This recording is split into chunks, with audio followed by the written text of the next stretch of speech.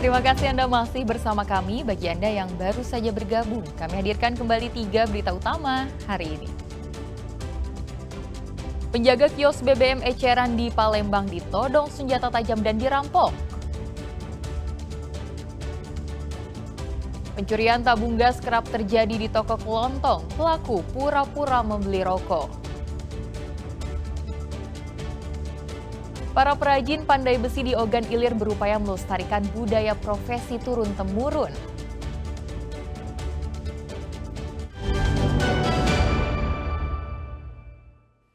Seorang remaja berusia 17 tahun diduga telah menjadi korban pelecehan oleh temannya, seorang mahasiswa di kota Palembang. Modusnya, pelaku mengajak korban ke tempat kos temannya.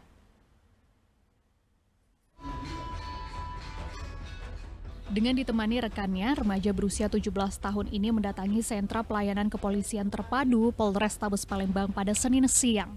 Di hadapan polisi, ia mengaku telah menjadi korban pelecehan seksual oleh seorang teman prianya berinisial F. Akibat kejadian itu, korban mengalami trauma mendalam.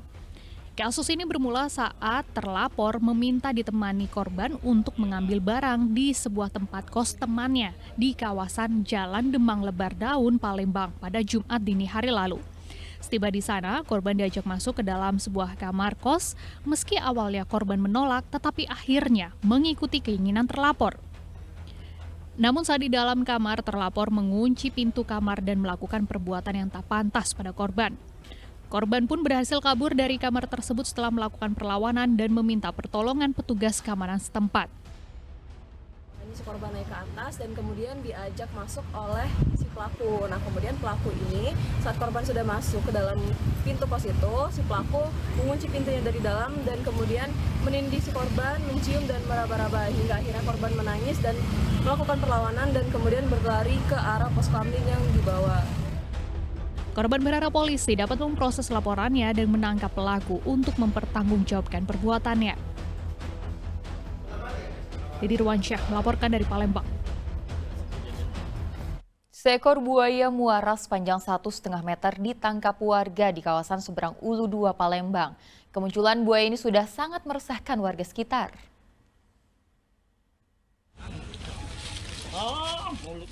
Buaya dengan panjang 1,5 meter ini berhasil ditangkap warga di kawasan 13 Ulu Seberang Ulu 2 Palembang. Buaya muara itu ditangkap warga dengan menggunakan setas tali saat akan naik ke daratan. Proses penangkapan buaya secara manual ini memang tidak mudah karena membutuhkan waktu hampir 1 jam lebih untuk melumpuhkannya. Penangkapan juga dilakukan dengan sangat hati-hati agar tidak melukai sang buaya. Sebelumnya warga sudah beberapa kali melihat keberadaan buaya tersebut muncul ke permukaan sungai. Warga sekitar pun merasa resah. Namun saat akan ditangkap, hewan buas itu menghilang masuk ke sebuah rawa-rawa yang ada di dekat sungai. Buaya ini akhirnya diketahui oleh warga yang hendak memancing ikan dan dilaporkan pada tim damkar setempat. Dia memberontak waktu kami tarik. Sempat ada perlawanan.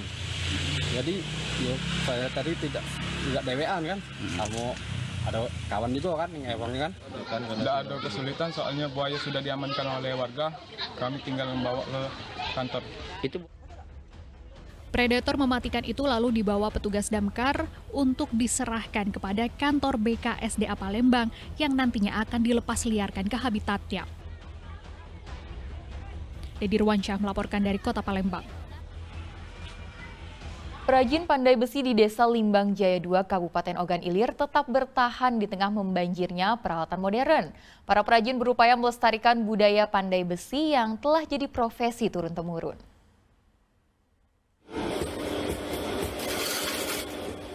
Faisal, salah satu perajin pandai besi yang masih bertahan di Desa Limbang Jaya 2, Kecamatan Tanjung Batu, Kabupaten Ogan Ilir.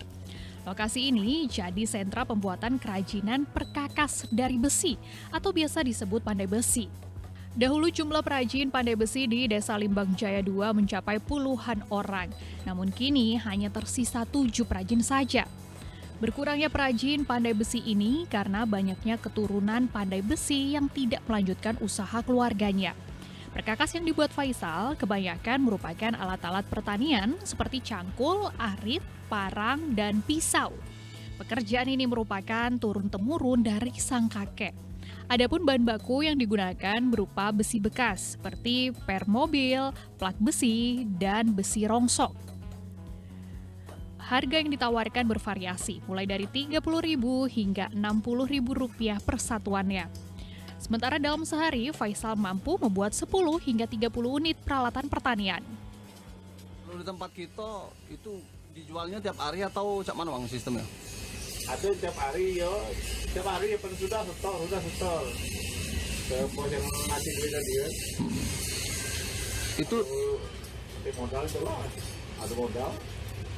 si Nampung barang ini. sikoknya berapa mang? Kalau kita jual godian jatuh harga 60 itu.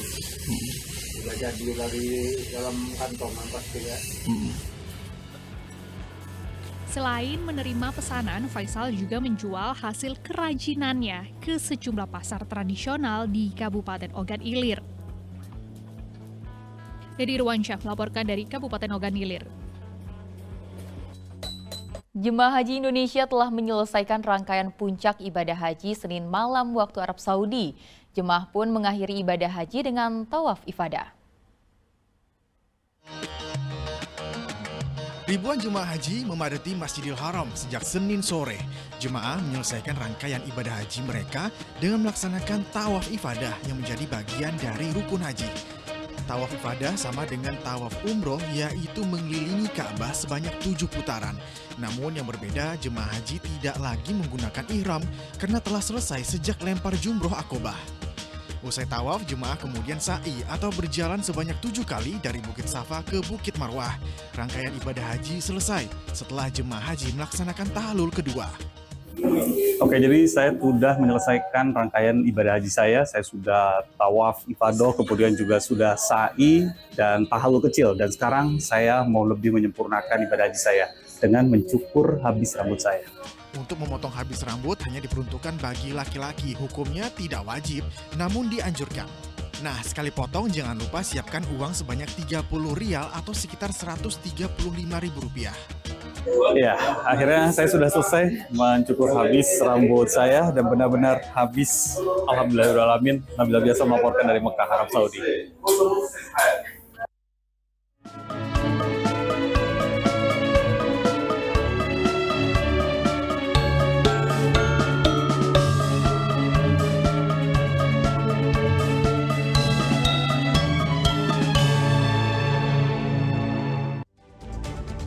Dan laporan tersebut mengakhiri berita Sumsel hari ini. Jangan lupa pastikan Anda subscribe channel YouTube Liputan 6 SCTV Daerah.